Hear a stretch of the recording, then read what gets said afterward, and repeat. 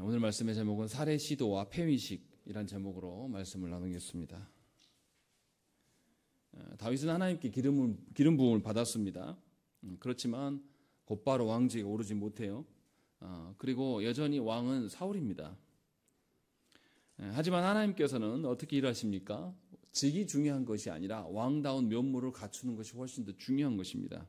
그래서 17장에서는 다윗이 골리앗을 죽임으로 말미암아서 이스라엘의 참다운 구원자가 누구인가를 알려줍니다. 그리고 18장에서는 다윗이 이름 없는 자로 시작하지만 나중에는 이방인들까지도 블레셋까지도 다윗의 이름을 두려워하는 그런 지경에 이를 수 있도록 하나님께서 모든 사건을 이렇게 인도하시는 것을 볼 수 있어요. 그렇게 해서 하나님께서 분명하게 다윗이 국내적으로 또 국외적으로도 뛰어난 사람이고 그의 이름이 무명의 사람이 아니라 이제 충분히 왕의 권한을 가질 만한 자격임을 하나님께서 이렇게 알리고 계신다는 것이죠. 눈에 보이기에는 왕이 사울이에요. 그런데 실질적으로 왕의 면모와 왕다운 어떤 위세를 갖기 시작하는 것은 다윗이라고 성경을 말하고 있는 것입니다. 이처럼 하나님의 일하심은 우리 사람의 생각과 많이 다릅니다. 사람은 보여지는 것에 굉장히 약해요. 그래서 보여지는 것에 근거해서 모든 것을 판단합니다. 지금 당장 보여지는 것이 능력이 있고 강력하면 그것이 전부인 것처럼 우리는 오판합니다. 그래서 우리 인생길에 살아갈 때에 볼 필요 없는 것에 대해서 보게 되고 그것으로 인해서 착각을 일으키고 보여지는 것으로 인해서 혼란을 일으킬 때가 참으로 많습니다. 그러나 하나님의 일하심은 보이지 않는다라는 거예요. 그것이 굉장히 어려운 일입니다. 하나님의 일하심은 믿지 않는 자에게도 보이지 않지만 믿는 자들에게도 잘 보이지 않아요. 그러나 하나님께서는 분명하게 당신의 일하심을 말씀을 통하여서 계시하여 주셔서 우리에게 보이십니다. 그러니까 말씀을 알지 않고는 하나님의 일하심을 알 길이 없어요. 그래서 오늘 우리는 또 이제 하나님 일하심을 계속 봐야 됩니다. 사울이 앞에서 18장까지만 해도 다윗을 어떻게 합니까? 어떤 함정에 빠뜨려 가지고 다윗을 함정에 빠뜨려서 블레셋이 다윗을 죽이도록 하려고 합니다. 그런데 두 번 다 실패해요. 다윗이 어떤 마음을 갖냐면 나 같은 것이 어떻게 왕의 사위가 될 수 있겠는가 라고 말하면서 그 사울의 요청을 사울이 유혹하는 것을 거절할 수 있게 됩니다. 그래서 못 죽이죠. 그런데 오늘 본문에 보면 19장에 보면 이제 사울이 노골적으로 아예 대놓고 다윗을 죽이려고 이제 적극적으로 나섭니다. 다윗은 어떤 사람입니까? 아직 왕직에 오르진 않았지만 하나님께서 이미 왕으로 세운 자예요. 기름 부어서 세운 자라는 거죠. 그 사람을 죽이는 것은 누구를 대적하는 것입니까? 하나님을 대적하는 것과 같은 것입니다. 이렇게 사울이 이스라엘의 왕인데도 불구하고 사실은 하나님의 뜻에 순종해야 될 그 대표적인 직분자인데 그 사람이 하나님의 세운 자를 죽이려고 하는 그것도 공개적으로 이 일들을 시행할 때에 하나님께서 과연 어떻게 그를 다루실까라는 것이 오늘 본문의 내용입니다. 그래서 우리는 여기에서 그리스도인들의 삶을 살펴야 될 필요가 있습니다. 그리스도인들이 세상 속에서 반드시 예수 그리스도의 이름 때문에 고난받게 되어 있습니다. 세상의 환대를 받지 못해요. 그리스도인들은. 그래서 늘 고난받게 되고 그 속에서 인내해야 될 필요가 있게 되는데 인내할 수 있는 근거가 어디에 있냐? 하나님께 있다는 것이죠. 우리는 인내할 수 있는 근거를 어디서 찾으려고 그러냐면 보여지는 이 육신의 삶에서 찾으려고 합니다. 그래서 하나님께 기도할 때 뭐라고 기도합니까? 대부분 다 육신의 것들을 이야기를 해요. 그러나 오늘 본문은 그렇지 않다라고 우리에게 말해줍니다. 절대 그렇지 않다. 우리가 인내할 수 있는 근거는 오직 하나님이시지 다른 것에 없다라는 것을 우리에게 확실하게 보여줍니다. 오늘 우리가 그것을 찾아보자는 것이죠. 자, 이제 말씀을 보시면 1절부터 7절까지 사울이 이제 공개적으로 요나단과 신하들에게 다윗을 죽이라고 이제 선포를 하면서 시작을 합니다. 분명하게 왕명으로 이것을 선포하는 거예요. 그러니까 왕명을 거역하게 되면 어떻습니까?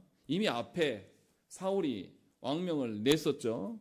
어떤 일이 있었습니까? 블레셋과의 전투 중에서 백성들에게 음식을 먹지 말라고 했어요.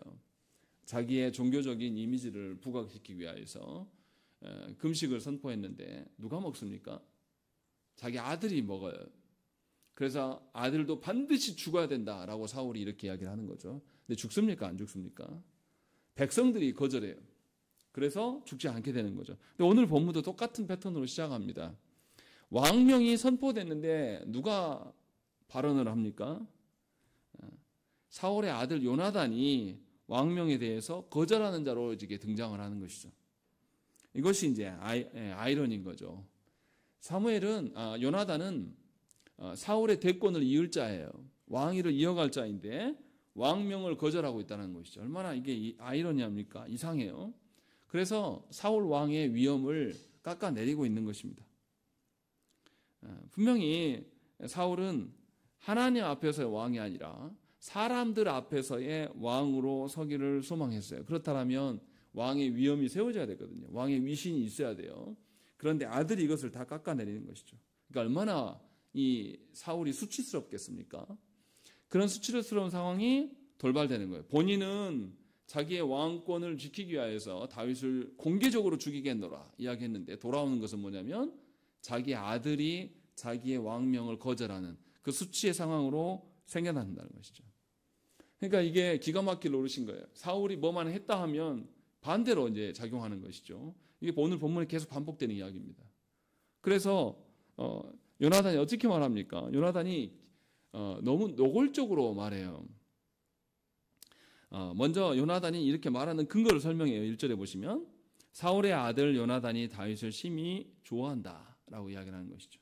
그래서 요나단이 이 사울을 거절한다라고 이야기하고 있어요. 우리가 지난주에 말씀을 떠올리시면 요나단과 다윗이 사랑하는 것은 어떤 우정이나 뭐 그런 정도의 것이 아니라고 말씀을 드렸어요. 요나단이나 다윗은 뭐냐면 하나님의 사명대로 움직이는 사람들이에요. 그래서 요나단은 어떻게 합니까? 적군이 있는 블레셋 진영에 들어가기 위해서 어디를 넘어요? 이름까지 주어질 정도로 있는 큰 바위산들을 2개나 넘어서 적진에 들어갑니다. 그것도 단 둘이서. 그 정도로 하나님의 사명에 투철한 자예요. 그런데 요나단은 이 다윗을 통하여서 골리앗을 죽인 다윗을 보면서 하나님의 언약을 성취할 자로 바라보기 시작한 것이죠. 그래서 이 요나단은 다윗을 사랑할 수밖에 없는 거죠. 이 사랑은 어떤 사랑이라고 말씀드렸습니까?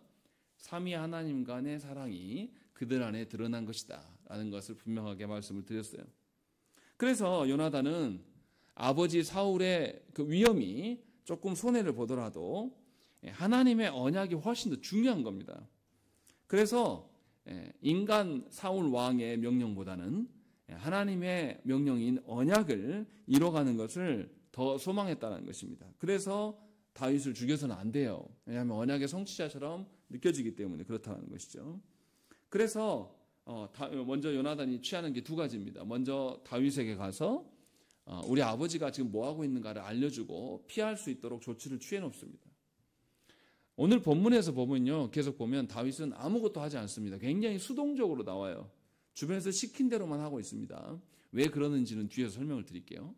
분명하게 이제 다윗을 이렇게 피하게 만듭니다. 그리고 요나단이 아버지 사울에게 나아가요. 나아가서 신하들도 다 있는 데서 뭐라고 이야기를 하냐면 4절 말씀을 한번 읽겠습니다. 시작. 요나단이 그의 아버지 사울에게 다윗을 칭찬하여 이르되 원하건대 왕은 신하 다윗에게 범죄하지 마옵소서. 그는 왕께 득죄하지 아니하였고 그가 왕께 행한 일은 심히 선함이니이다. 예, 이거 지금 말이 되는 소리입니까? 왕명이 떨어졌는데 왕명을 거절하는 사람이 범죄한 자잖아요. 그런데 요나단이 도리어 뭐라 그러냐면 왕이 누구에게 범죄하지 말라고요? 신하 다윗에게 범죄하지 말라. 이게 말이 되는 소리입니까? 왕이 신하에게 범죄해도 일반 세상의 군왕들은 어떻게 해요? 그냥 건너뛰어요. 별일 아니에요. 그런데 요나단이 자기 아버지한테 사람들 다 보는 앞에서 신하 다윗에게 범죄하지 말라라고 이렇게 하는, 이게 무슨 논리입니까? 이것을 우리가 잘 알아들어야 돼요. 지금 요나단이 무슨 말을 하고 있는지를. 이것을 이해하지 못하면 이걸 읽어도 알아듣지를 못하는 것이죠. 왜 요나단이 이렇게 말할 수 있습니까? 5절 말씀에 보면 더 자세히 나와 있어요. 그가 여기서 그는 다윗이죠. 다윗이 자기 생명을 아끼지 아니하고 블레셋 사람을 죽였고 여호와께서는 온 이스라엘을 위하여 큰 구원을 이루셨으므로 왕이 이를 보고 기뻐하셨거늘 어찌 까닭 없이 다윗을 죽여 무지한 피를 흘려 범죄하려 하시나이까? 라고 되어 있습니다. 다윗은 지금 누구에 순종한 사람입니까? 사울에게 순종한 사람이 아니라 왕이신 하나님께 순종하여서, 원래 사울을 왕으로 세울 때 사울의 왕됨의 궁극적인 목적이 무엇이라고 아예 구체적으로 밝혀줍니까? 이스라엘을 어디서부터 구원하는 거예요? 블레셋으로부터 구원하기 위해서 너를 왕으로 세웠다라고 사무엘이 아예 밝혀줍니다. 그러니까 지금 이 블레셋으로부터 이스라엘을 구원할 자는 사울이어야 돼요. 그래서 사울이 못하고 있을 때 다윗이 한 거란 말이에요. 이것은 인간 왕의 명령이 아니라 하나님의 명령이에요. 그러니까 하나님의 명령에 순종할 수 있는 일을 다윗이 행한 거죠. 그러면 다윗도 하나님 앞에서의 직분자예요. 그리고 사울도 누구 앞에서 직분자입니까? 하나님 앞에서 직분자에 불과한 것입니다. 그러니까 하나님의 왕됨을 제거하고 나면 누가 왕입니까? 사울이 왕이고 다윗은 신하에 불과해요. 그러면 그 안에 직분의 높고 낮음이 생깁니까? 안 생깁니까? 생깁니다. 그런데 하나님이 왕 되심을 다시 상정해서 올려놓고 보면 직분들 간에 높고 낮음이 있습니까? 없습니까? 있을 수 없는 거예요. 누가 높고 누가 낮은 거 이건 없습니다. 그리고 직분들이 다 누구의 명령에 순종해야 됩니까? 하나님의 명령에 순종해야 될 구조예요. 교회의 직분은 바로 이와 같은 것입니다. 하나님을 빼버리고 나면 그 다음부터 직분 간에 누가 더 권세 있는가의 다툼이 벌어집니다. 그래서 한국교회 성도들한테 물어보면 교회 안에서 누가 제일 높습니까? 라고 말하면 우리가 뭐라고 말합니까? 목사님이요. 이렇게 말한단 말이에요. 교회가 아닌 거예요. 교회 안에서 누가 더 높습니까? 하나님 외에는 다 똑같습니다. 다 동일한 직분이고 같은 목적 안에 서 있는 것이고, 그리고 그 목적이, 그 직분자가 어떻게 서 있어야 됩니까? 각각 따로 있어야 됩니까? 협력하여서 한 몸을 이루고 있어야 돼요. 바울이 부부간의 관계를 이야기할 때에 남편과 아내의 역할을 이야기할 때 그리스도와 교회의 관계라고 이야기한단 말이죠. 교회는 하나님 앞에 설 때 어떻게 서죠? 개별적인 성도 각자 그냥 이렇게 서는 겁니까? 아니에요. 그리스도의 한 몸으로 주 앞에 서 있는 거예요. 그랬을 때 그리스도의 신부가 될 수가 있는 거예요. 이것을 우리가 알아들어야 돼요. 그래서 우리가 예배에 대해서 예배를 어떻게 드릴 것인가에 대한 시리즈로 제가 몇 년 전에 설교할 때도 그 말씀을 드렸어요. 저 로비는 성도들이 서로 인사를 나누고 한 몸 된 것을 확인하고 들어와서 예배를 드리는 것이다. 그래서 예배가 보면 예배 좌석 형태가 어떤 모양입니까? 딱 군사 사열한 것처럼 돼 있어요. 딱 줄 맞춰가지고 한 몸으로 군집된 한 덩어리로서 그리스도의 몸으로서 서 있을 때의 예배다라고 분명하게 말씀을 드렸습니다. 개인 예배가 아니에요. 그래서 우리가 그리스도의 신부로 서기 위해서는 우리가 교회의 몸이 돼야 돼요. 하나 되어 있어야 한다는 것이죠. 그러니까 직분자가 따로 노는 것은 있을 수 없는 이야기예요. 목사님이니까 그렇게 사역해야 되고 목사의 기준을 왜 우리한테 적용합니까? 이런 말하는 것은 말도 안 되는 이야기예요. 제가 늘 말씀드리지만 직분자도 직분자이기 전에 뭡니까? 성도예요. 성도 아닌 사람 아무도 없습니다. 교회 안에 있으면. 다 성도예요. 성도로서 같은 맥락에 서 있는 것이고 그 같은 맥락에서 서로를 존중하는 구조로 서 있고 같은 방향성을 띠고 있을 때에 성도고 직분의 동등성을 말할 수가 있는 겁니다. 그런데 한국교회는 그런 같은 맥락에 그 하나님 앞에서의 사명을 같이 이렇게 나눠지지 않으면서 장로들이나 안수집사들이 무슨 이야기를 하냐면 직분의 동등성을 주장하려고 한단 말이죠. 말이 됩니까? 본인들은 직분의 어떠함을 감당하지 않으면서 목회자에게 전부 다 이양시켜놨어요. 굉장히 기형적인 교회의 모습입니다. 그러면서 불평불만하는 거죠. 그래서 뭐라고 하는 것이죠? 잘못되면 목사 탓이에요. 제가 특정 목사만 이렇게 말하는 이유는 뭐냐면 한국교회 안에 직분의 동등성이 없어지는 계기가 무엇인지 잘 생각을 하는 거예요. 교회는 목사 혼자 꾸려가는 것이 아니고 직분자 몇 명에 의해서 당회가 모든 것을 책임져 가는 그런 교회가 아니에요. 모든 성도가 그리스도 안에서 한 몸 되어서 그리스도와 함께 연합되어 있는 상태에 있을 때가 교회인 거예요. 그러할 때 직분의 동등성이 있는 것이고 모든 직분자들 외에 성도까지도 다 함께 하나님께 순종할 수 있는 구조로 나아가는 것입니다. 그것을 지금 보여주고 있는 거예요, 요나단이. 그래서 요나단은 하나님의 왕이십니다. 그렇기 때문에 인간 왕인 사울을 향하여서 하나님 앞에서 범죄한 것을 권면할 수 있습니까? 없습니까? 있다라는 거예요. 직분의 동등성의 차원에서 충분히 가능한 것이죠. 그래서 지금 그 이야기를 하고 있는 겁니다. 다윗이 왕인 사울이 볼 때에 어떻게 보일지는 모르겠으나 하나님 앞에서 다윗이 하나님의 사명 앞에서 합당하게 행한 것이 사실 아닙니까? 그런데 왜 다윗을 죽이려고 합니까? 이것은 하나님께 범죄하는 것입니다 라고 분명하게 말하고 있다는 것이죠. 그래서 사울이 아무 대꾸도 못해요. 6절에 뭐라고 답합니까? 읽겠습니다. 시작.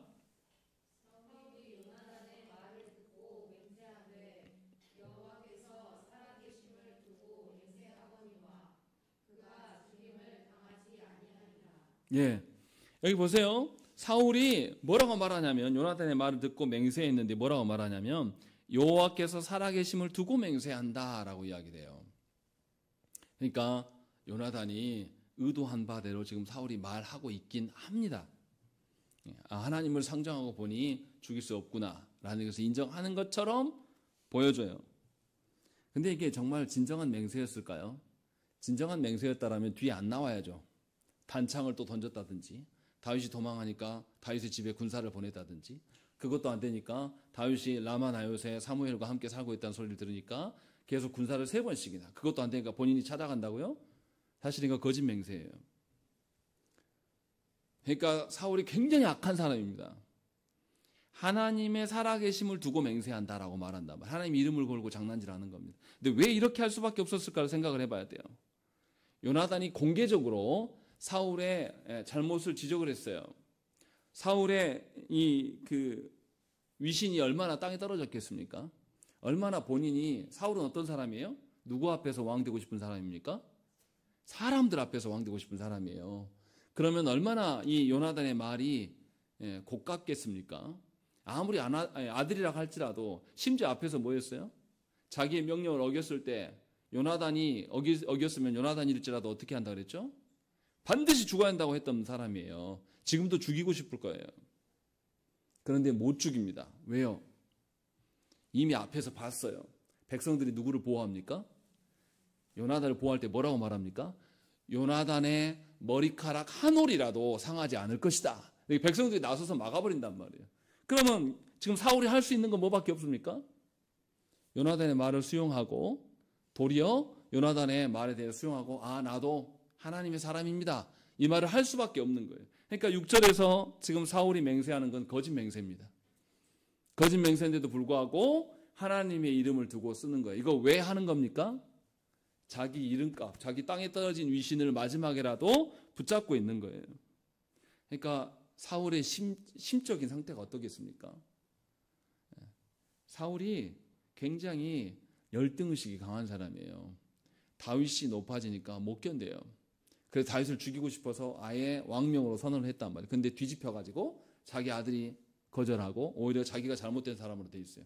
그때 사울의 내적인 갈등이 얼마나 심했겠습니까? 이러지도 못하고 저러지도 못하고. 그래서 할 수 있게끔 묘수를 내는 것이 하나님의 살아계심을 두고 내가 맹세하니 다윗을 죽이지 않겠다라고 이야기하는 것입니다. 그 사람이 왕으로서 행복했겠습니까? 굉장히 심한 갈등 가운데 있었을 거예요. 굉장히 힘들었을 거라는 거죠. 보여지기는 왕이에요. 보여지기에는 왕의 옷을 입고 왕의 어떤 자리에 있습니다. 그러나 심정적으로는 그는 왕의 자리에 있는 사람이 아닙니다. 굉장히 갈등하고 있었음을 우리가 알 수가 있어요. 그리고 7절에 보면 요나단이 다윗을 불러서 다시 원래 자리로 인도했다라고 이야기를 합니다. 다윗이 스스로 나온 게 아니라 요나단이 인도에서 나왔다라고 이렇게 이야기를 하고 있어요.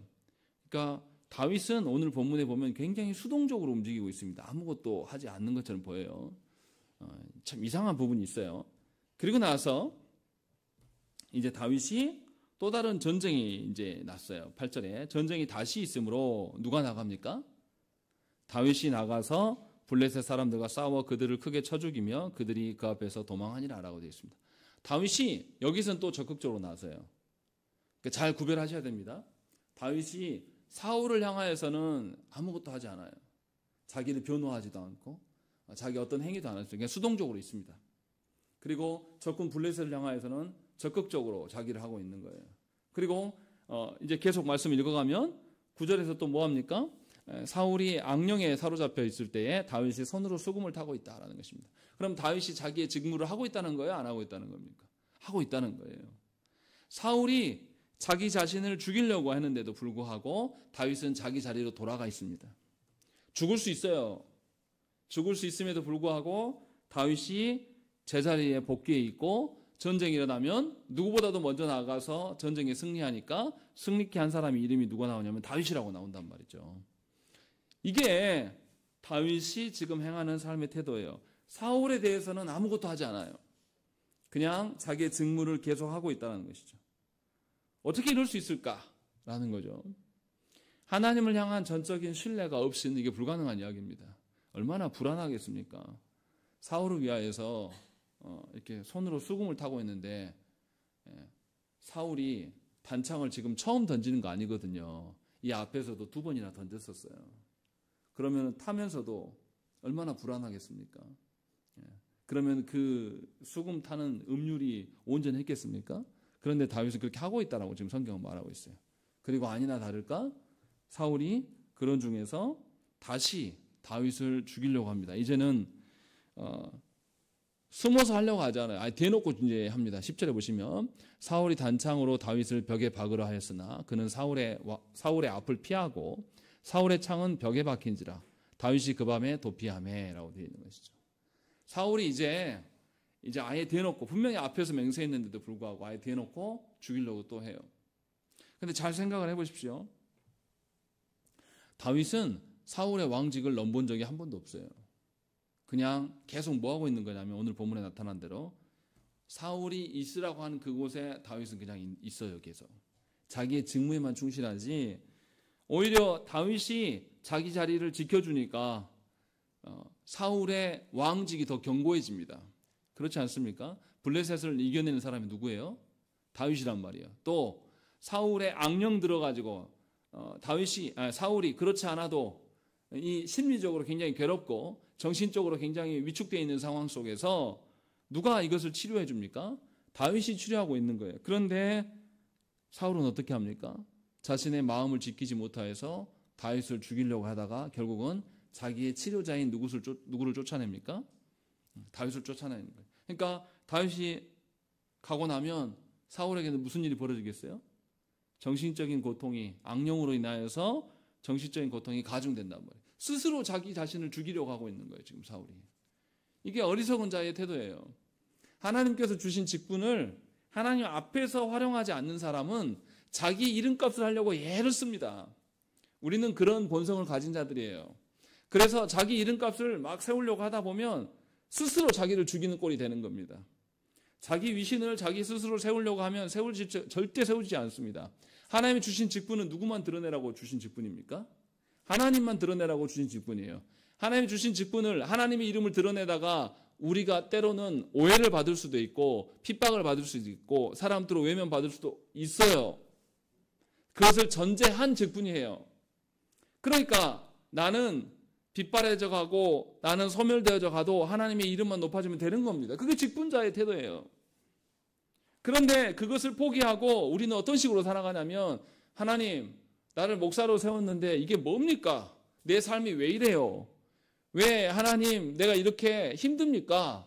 이런 식으로 이야기하면서 나의 어떠함만을 계속 이야기한다. 사실 직분자의 태도가 아닌 것이죠. 자기 이름값 하고 있는 거예요. 대부분의 직분자들이 이렇다라는 거죠. 그래서 어떻게 합니까? 하나님이 영광으로 인해서 취하여서 하나님 영광이 위로되는 것이 아니라 직분자임에도 불구하고 누구의 위로가 필요하죠? 사람의 위로가 필요한 경우가 허다하다는 거예요. 그러니까 놀랍게 직분자는 사실은 하나님의 영광으로 인하여서 충분하게 안식을 취할 수 있는 자예요. 그러라고 직분자를 하나님 세워놓으신 거죠. 그런데 직분자인데도 불구하고 도리어 사람들의 위로로 다가가는 분들이 참으로 많아요. 족교 안에. 기가 막힐 노릇이죠. 마치 사울과 같다라고 지금 말하는 거예요. 그래서 사울이 어떻게 합니까? 스스로 자기 자신을 죽이는 곳으로 이제 몰아가는 겁니다. 그래서 11절부터 어떤 일이 이제 벌어집니까? 11절부터 17절까지에 이제 다윗이 집으로 도망하니까 그 집에 이제 군사들을 보내요. 그래서 밤이 지나고 나면 다윗을 죽이려고 보냅니다. 그런데 누가 막습니까? 사울의 딸 미갈이 막아요. 이게 아이러니한 거예요. 앞에서 누가 막았습니까? 그의 아들이 막았습니다. 이제는 딸이 나가서 막아요. 막으면서 똑같이 합니다. 11절 말씀 보시면 미갈이 다윗에게 말해 이르되 당신이 이 밤에 당신의 생명을 구하지 아니하면 내일에는 죽임을 당하리라. 이상하지 않습니까? 다윗은 아무것도 안 해요. 도망가는 것도 자기 스스로 도망가지 않습니다. 누가 도망가게 해주니까 갑니다. 그래서 12절에 뭐라고 되어 있습니까? 미갈이 다윗을 창에서 달아내림에 그가 피하여 도망하였다라는 것입니다. 이거 어디서 많이 본 장면 생각나지 않습니까? 누가 성에서 이렇게 줄 타고 내려가 도망가죠? 네. 정탐꾼들이, 여리고성 정탐꾼들이 도망하는 그 장면이 생각나요. 이렇게 하고 있어요. 그리고 나서 13절에 뭐냐면 미갈이 우상을 가져다가 침상에 누이고 염소털로 엮은 것을 그 머리에 씌우고 의복으로 그것을 덮었더니 사울이 전령들을 보내어 다윗을 잡으라 하매 미갈이 이르되 그가 병들었느니라 라고 되어 있는 것이죠. 그러니까 그 밤에 와서 이 다윗을 치려고 했던 사람들이 이제 사울이 다윗이 병들었다고 하니까 침실까지 들어왔겠습니까? 못 들어왔겠습니까? 안 확인 못하고 그냥 돌아간 거예요. 이 지금 미갈이 이렇게 하는 이유는 뭡니까? 다윗이 도망갈 수 있는 시간을 벌어주려고 지금 이것까지 하고 있는 거예요. 근데 여기서도 보면 속일 때 뭘로 속인다고 이야기합니까? 우상을 가져다가 속이고 있다라는 것이죠. 이거 어떤 장면이 생각나지 않습니까?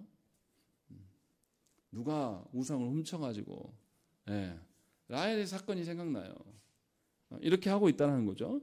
그리고 나서 이제 속였어요. 그러니까 사울이 다시 군사들을 보냅니다. 보내서 네가 왜 나를 속이냐라고 이야기를 하죠. 보내서 이제 그러면 다윗이 아팠다고 하니까 침상채로 들고 와라. 내가 죽일 테니까 니네들 손 필요 없고 내가 직접 죽이겠다라고 이야기를 해요. 그러니까 들어가 보니까 어때요? 이제 속은 거죠. 그때 사울이 이야기해요. 왜 나를 속이냐라고 이야기해요. 그때 미갈이 뭐라고 합니까? 미갈이 17절입니다. 미갈이 사울에게 대답하되 그가 내게 이르기를 나를 놓아 가게 하라. 어찌하여 나로 너를 죽이게 하겠느냐 하더이다라는 것이죠. 다윗이 나 죽이려고 했어요. 그래서 어쩔 수 없었습니다. 이 말이거든요. 미갈이 이 말을 합니다. 그런데 그 뒤에 사울이 뭐라고 합니까? 안 합니까? 아무 말 안 하고 넘어가요. 성경은 뭘 말하고 있을까요? 미갈이 속인 것을 사울이 알았습니까? 몰랐습니까? 미갈이 한 말이 거짓말이라는 것을 사울이 알았어요? 몰랐어요? 당연히 알았겠죠. 왜냐하면 미갈의 말대로라면 이 다윗이 진짜 아팠으면 있었어야 되는 것이고 없었단 말이에요. 그러니까 완전히 속인 거예요. 그런데 미갈의 대답이 뭐냐면 죽이려 해서 어쩔 수 없었다. 그런데 이것도 거짓말이에요. 왜냐하면 처음에 그 밤에 누가 왔습니까? 군인들이 왔어요. 다윗이 나를 죽이려고 했으면은 그때 말하면 되잖아요. 군인들한테. 그런데 나가서 뭐라고 했냐면 다윗이 아팠다라고 말했어요. 그때 말하면 될 일이었어요. 근데 그때도 말 안 했단 말이에요. 미갈은. 그러니까 완전히 거짓말이잖아요. 그러니까 미갈의 대답이 어떤 것도 하나님 진실이 없어요. 사실은. 너무 허접한 대답이란 말이에요. 그런데 사울이 아무 말도 안 해요. 이거 이상하지 않습니까? 사울이 다윗을 정말 죽이고 싶어 해요. 그래서 앞서서 공개적으로 죽이려고 했고 안 되니까 자기 손으로 죽이려고 단창을 던졌고 그래서 안 되니까 집으로 밤에 군사들을 보냈어요. 그런데 군사들이 실패하고 다시 오니까 그럼 침상채로 들고 와라 했던 사람이에요. 이 정도면 미갈이 허접하게 대답한 것을 용인할 수 있습니까? 없습니까? 없는 거죠. 그런데 왜 사울이 아무 말 안 하냐 이 말이죠. 사울은 아주 간교한 사람이에요. 그냥 아무 말 안 할 리가 없어요. 미갈이 누굽니까? 딸이에요. 왕의 딸이란 말이에요.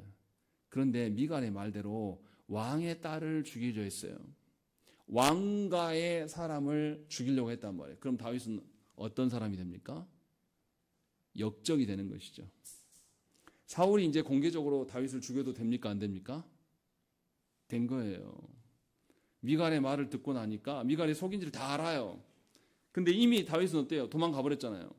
근데 미갈의 변명을 듣고 나서 이제 사울이 생각한 건 뭡니까? 옳다 됐다. 이제 이놈은 왕가를 죽이려고 했던 사람이다 라고 하면서 공개적으로 죽여도 백성들이 누가 아무도 막을 수가 없어요. 미갈의 말대로라면 이것을 이제 기회로 포착한 거죠. 그래서 성경에서 사울이 그 다음 말을 아무 말도 안 합니다. 그리고 나서 이제 사울이 다윗을 쫓으러 나가는데 막는 사람이 없어요. 그렇지 않겠습니까? 왕의 딸을 죽이려고 했으면 이 사람은 역적이란 말이죠. 죽여도 돼요. 그래서 18절 이후로부터는 막는 사람이 없어요. 그런데 이제 재밌는 사건이 나타나는 거죠. 막는 사람이 없는 속에서 이제 어떤 일이 벌어지는가라는 것을 우리에게 알려줍니다. 다윗이 어디로 도망합니까? 사무엘이 있는 곳으로 도망해요. 사무엘이 이미 사울과는 단절을 선언했습니다. 그런데도 불구하고 사무엘은 지금 선지자들과 함께 있어요. 그래서 선지자들의 수장으로서 라마나요스에서 머물고 있어요. 그러니까 사무엘이 왕과는 단절을 선언했지만 자기 역할을 충실히 하고 있습니다. 그래서 다윗은 사무엘에게 가서 자기의 고통에 대해서 털어놓고 이야기를 합니다. 중요한 것은 뭐냐면 18절의 말씀이에요. 다윗과 사울이 나요스로 가서 살았더라라고 이야기하고 있는 겁니다. 이게 무슨 의미입니까? 다윗이 도망하여서 어디로 도망한지는 몰라요. 그런데 다윗이 어디에 살고 있다고 밝혀지면 다윗이 또 죽을 위기에 놓인단 말이에요. 그런데 이 다윗은 이상하게 사무엘과 함께 라마나요스에 살았대요 라고 이렇게 이야기한단 말이죠. 이게 뭔 뜻입니까? 사무엘은 사람들의 이목 관심이나 어떤 것에 대해 집중을 받는 사람입니까? 안 받는 사람입니까? 받는 사람이잖아요. 이스라엘에 굉장히 유력한 선지자이기 때문에 더군다나 선지자들의 수장으로 있단 말이에요. 그러면 사람들이 하나님의 뜻을 알고자 할 때는 다 사무엘에게 나갔을 거란 말이에요. 그러면 가다 보면 누구를 만납니까? 다윗을 만날 수밖에 없어요. 그리고 다윗이 거기에 있다는 것을 다 알 수밖에 없다는 거죠. 그런데 다윗과 사무엘이 나요스에서 함께 살았다라고 이야기해요. 잠깐 피해 있는 게 아니라 살았다고 이야기해요. 지금 뭔 소리 하는 겁니까? 이게 중요한 이야기죠. 왜 살았다고 하고 있을까? 그리고 다윗은 사무엘에게 피하면 안전하다고 생각을 한 것일까라는 거죠. 안전할 리가 없어요. 사울이 어떻게 합니까? 19절에 어떤 사람이 사울에게 전하여 이르되 다윗이 라마나요스에 있더이다 하니까 어떻게 합니까? 다윗이 군사를 보내요. 근데 보냈더니 무슨 일이 벌어져요? 군사들이 예언합니다. 사무엘 앞에서. 다시 보냅니다. 또 보내니까 어떻게 해요? 또 예언하고 있어요. 세 번째로 다시 보냅니다. 그러니까 그들도 어떻게 합니까? 예언하고 있어요. 군사력으로 어떻게 할 수가 없다는 걸 보여주는 거죠. 그런데 이제 마지막으로 사울이 직접 갑니다. 가서 어디 있냐라고 하니까 라마나요스에 있다라고 이야기를 해요. 그때 이제 23절과 24절의 말씀이 중요한데요. 사울이 라마나요스로 가니라 하나님의 영이 그에게도 임하시니 그가 라마나요스에 이르기까지 걸어가며 예언을 하였다라는 것이죠. 똑같아요. 사울도 예언하고 있다는 것이죠. 그리고 24절에는 그가 또 그의 옷을 벗고 사무엘 앞에서 예언을 하며 하루 밤낮을 벗은 몸으로 누웠다라고 되어 있는 것입니다. 벗었다는 것을 두 번이나 강조하고 있어요. 그러면서 지금 이것을 버리고 있는 겁니다. 이거 이상하지 않습니까? 내용이 참 이해가 안 돼요. 왜 갑자기 예언이 나오고 왜 사울은 옷을 벗는가라는 것에 대한 생각이 든다는 거죠. 먼저 우리가 풀어야 될 것이 이 사무엘서 저자가 왜 다윗이 사무엘과 함께 살았는가라는 것을 기록하고 있는지를 생각을 해봐야 됩니다. 하나님께서 사무엘을 통하여서 왕을 세울 때 어떤 방식으로 세웁니까? 사울을 왕으로 세울 때 공개적으로 처음부터 이렇게 왕으로 삼습니까? 아니면 은밀한 곳에서 왕으로 삼습니까? 은밀한 곳에서 왕으로 삼고 기름 부어요. 그리고 나서 공개적인 장소에 가서 알립니다. 사람들한테.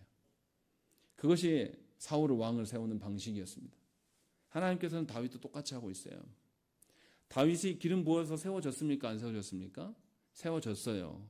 이삭의 집에서 했기 때문에 비공개적인 장소고 다윗의 집안 사람들만, 이세 집안 사람들만 아는 그런 일이에요.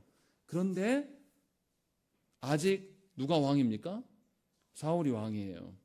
그러니까 다윗이 왕됨을 확증해 주는 것이 뭐냐면 사무엘이 다윗과 함께 동거함이에요. 누가 봐도 지금 사무엘은 누구는 안 만납니까? 사울은 절대 안 만나요. 쟤는 왕 아니에요. 이제 이미 선언했어요. 하나님이 너를 버렸다. 그리고 누가 봐도 사무엘이 누구랑 함께 살고 있습니까? 다윗과 함께 살고 있어요. 한동안 살았다는 증거예요. 그러면 이스라엘 백성들에게 이 사실이 알려졌습니까? 안 알려졌습니까? 알려진 거예요. 공개적으로 실질적으로 왕직에 오르지는 않았으나 이스라엘 백성들이 생각하기에는 누구도 다 이스라엘의 왕은 누구 앞에 서 있어야 될 왕입니까? 하나님 앞에 서 있어야 될 왕이에요. 그래서 하나님의 뜻을 알기 위해서 이스라엘의 왕은 반드시 누구와 함께 있어야 됩니까? 선지자와 함께 해야 될 이스라엘 왕이라고 분명하게 앞에서 밝혔어요. 사무엘을 가르쳤단 말이죠. 그런데 그 선지자와 함께 있는 사람이 지금 누굽니까? 다윗이에요. 그러니까 공식적으로 다윗이 왕위에 오른 것은 아니지만 이스라엘 백성들에게 공개적으로 다윗이 사무엘과 같이 있다. 사무엘은 결코 사울과 같이 있지 않는다. 그러나 다윗과는 함께 있는다라고 하면서 공적으로 지금 보여주고 있다는 것을 우리에게 알려주는 겁니다. 형식상으로는 왕이 아니지만 이스라엘 백성들의 심중으로는 다 누가 왕입니까? 다윗이 왕인 거예요. 사무엘도 인정하고 있다라는 것을 공적으로 보여주는 것입니다. 이게 놀라운 사건이에요. 그리고 또 하나 숨겨져 있는 일은 무엇이냐면 사울이 예언한 겁니다. 사울이 예언을 지금 처음 한 것입니까? 사울이 언제 예언합니까? 10장에서 사울을 왕으로 삼으실 때, 공개적으로 삼으실 때 사울이 그때 예언합니다. 한번 찾아볼까요? 사무엘상 10장에 보면 그 말이 나와요. 사무엘상 10장 9절과 10절 말씀 우리 읽겠습니다. 10장 9절 10절입니다. 시작.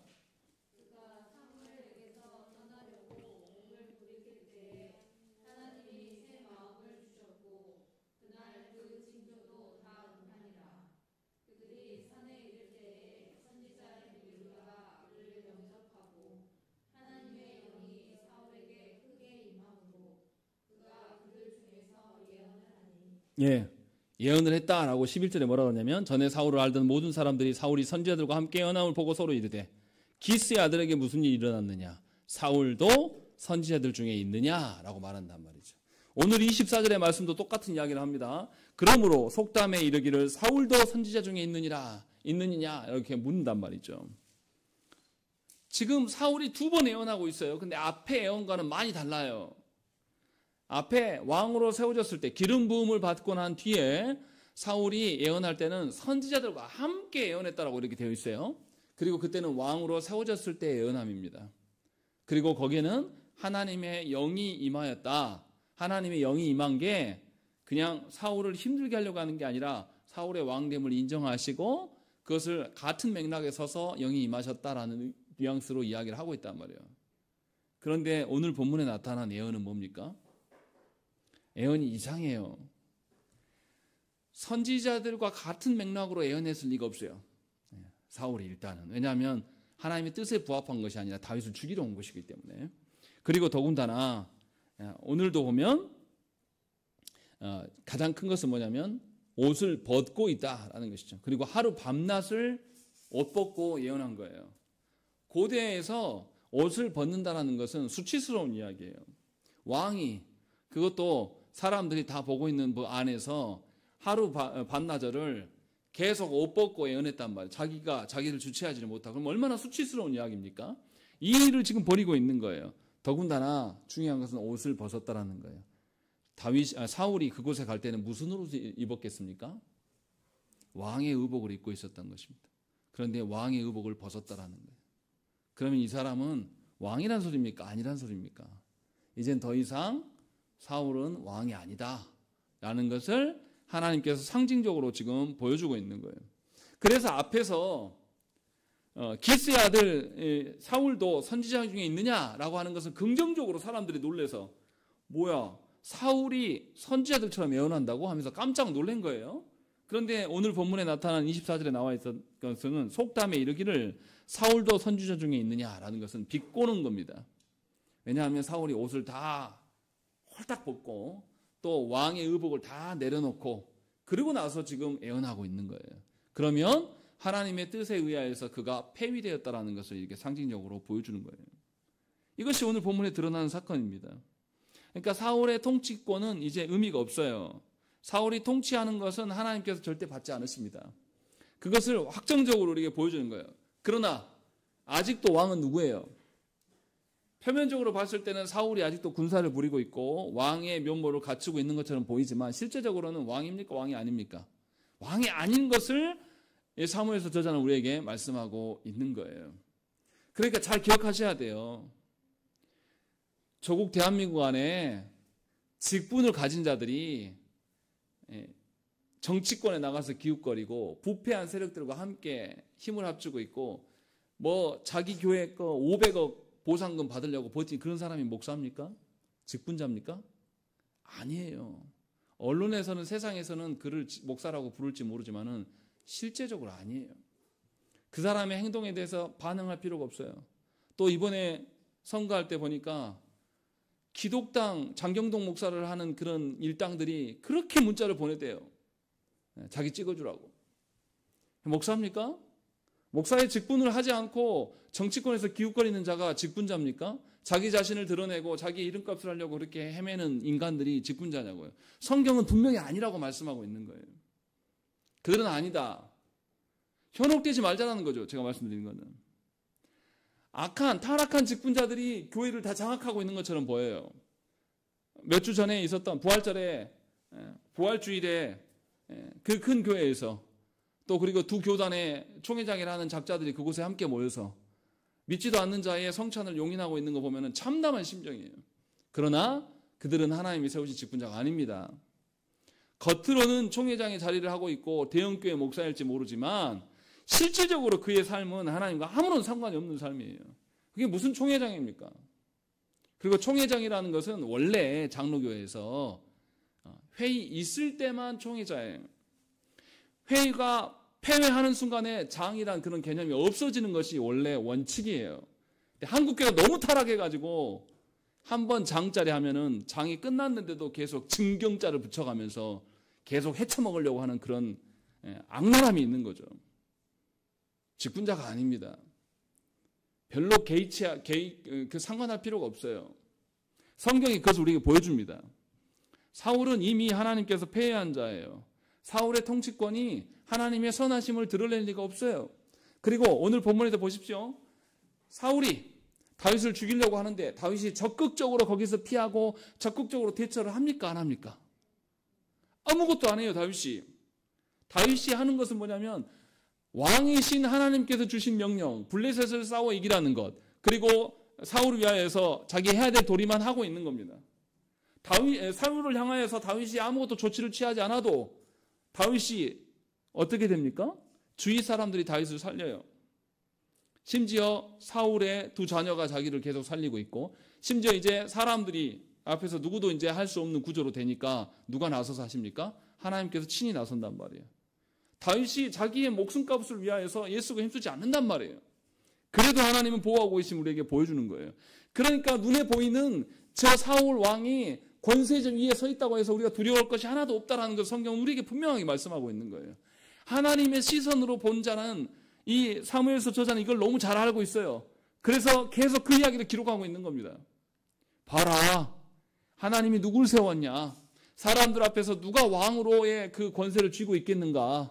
봐라, 사울이 진정한 왕이냐? 이미 하나님은 그를 폐위하신 것이다 라는 것을 분명하게 우리에게 계속 보여주고 있다는 것입니다. 더군다나 사울의 집안은 이제 끝났어요. 사울의 권세를 누가 무너뜨립니까? 그의 아들과 그의 딸이 무너뜨리고 있는 거예요. 이 두 자녀가 사울에게 등을 돌렸습니다. 이제 사울의 집안은 콩가루가 된 거예요. 근데 사실은 누가 먼저 등을 돌렸습니까? 사울이 먼저 그랬어요. 누구에게 그랬습니까? 메락과 미가를 어떻게 했어요? 다윗을 잡아 죽이는데 이용하려고 다윗에게 시집가라고 했어요. 이런 악한 아버지가 어디 있습니까? 자기의 정권을 위하여서 이렇게 한 거예요. 먼저 버린 거죠, 사울이. 결국은 어떻습니까? 19장에서 보여주는 건 뭐예요? 사울이 자기의 왕권을 세우려고 하면 할수록 어떻게 합니까? 사울은 왕권도 이미 하나님께 완전히 풍비박산을 났고 자기의 가정까지도 어떻게 된 거죠? 완전히 콩가루가 된 겁니다. 이것을 보여주고 있는 거예요, 지금. 잘 기억하셔야 돼요. 요나단은 하나님의 사람이었어요. 하나님의 사명 따라 움직이는 사람입니다. 그런데 그의 아버지는 그렇지 않아요. 가정이 하나 될 수 있습니까? 절대 하나 될 수 없는 거예요. 하나님의 언약 앞에 가정이 하나 되지 않으면 우리는 육신의 어떠함으로만 그냥 붙어 있는 것뿐이지 온전한 하나님의 가정이 아닙니다. 기억하시라는 거예요. 이것을 놓고 우리가 기도해야 돼요. 하나님께서 우리에게 무엇을 보이시는가? 정말 오늘 본문에서는 많은 것을 우리에게 보여주는 거예요. 보이지 않는 것이 하나님의 역사하심 속에 분명히 있는 것이고, 사울이 다윗을 반복적으로 죽이려고 하는 살해 위협 속에서도 다윗은 아무것도 조치를 취하지 않았으나 하나님께서는 모든 것을 지키십니다. 그리고 다윗은 뭐하고 있는 겁니까? 자기의 있어야 될 자리에 가 있는 거예요. 여러분들은 인생살이에서 고달프고 괴롭잖아요. 바뀌는 거 하나도 없고 내 삶이 왜 이러나 이런 생각이 들면 무기력해지고 화가 나고 짜증이 나요. 그때 여러분들은 하나님이 명하신 그 자리에 서 있는 게 맞습니까? 하나님께서 서 있으라고 하는 그 방식으로 여러분들 가정 안에 서 있습니까? 그 일을 하라는 거예요. 다윗은 자신의 안위를 살피지 않고 있어요. 자신의 안위를 살피느라면 사울에게 뭔가 변명이라도 했을 겁니다. 그 말도 없습니다. 오늘 본문에는. 그냥 하나님께 오로지 맡기고 있어요. 그래서 자기 자리로 사울이 다시 요나단이 조치를 취했으나 다시 사울이 있는 바로 눈앞에 있는 그 자리로 다시 들어가요. 호랑이 뱃속으로 들어가는 거죠. 그래도 하나님은 죽이시지 않습니다. 우리가 해야 될 것은 무엇입니까? 하나님께서 명하신 자리로 돌아가는 겁니다. 하나님께서 여러분들을 부르신 목적대로 서는 거예요. 정신을 차리셔야 돼요. 세상 사람들이 놀고 세상 사람들이 어떤 분위기를 타니까 우리도 함께 거기에 흘러가는 그런 인생이 아니라 눈에 보여지는 것이 하나님 일하심 전부가 아니란 말이에요. 우리는 하나님 일하심의 거의 대부분을 못 보는 사람들이에요. 말씀을 통해서 하나님은 하나님 일하심이 무엇인지 우리에게 선명하게 보이신단 말이죠. 그 말씀으로 인하여서 우리가 주 앞에 서야 되는 거예요. 다시 말씀드리면 하나님의 일하심보다 여러분이 앞서면 안 돼요. 하나님의 일하심보다 여러분들의 판단이 앞서는 것은 교만입니다. 다윗 보세요. 하나님보다 앞서서 일합니까? 다 맡겨놓고 가만히 있어요. 하나님이 일하시는 것을 따라가는 거예요. 그런데 우리는 어떻습니까? 보여지는 것에 현혹돼요. 또 우리의 욕망이 우리를 막 괴롭게 한단 말이에요. 우리 욕망이 막 부풀어 오르게 하고 곧 터질 것처럼 우리를 만들어요.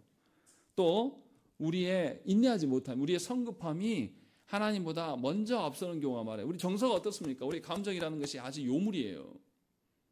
하나님의 일하심 앞에서의 감정이 움직이는 것이 아니라 우리 마음대로 먼저 나가는 감정이 더 많단 말이에요. 그래서 하나님의 역사를 보지도 않고 우리는 눈물 흘리고 하나님의 위로가 오지도 않았는데 사람으로부터 위로받아가지고 헤헤거리고 이게 얼마나 교만한 일입니까?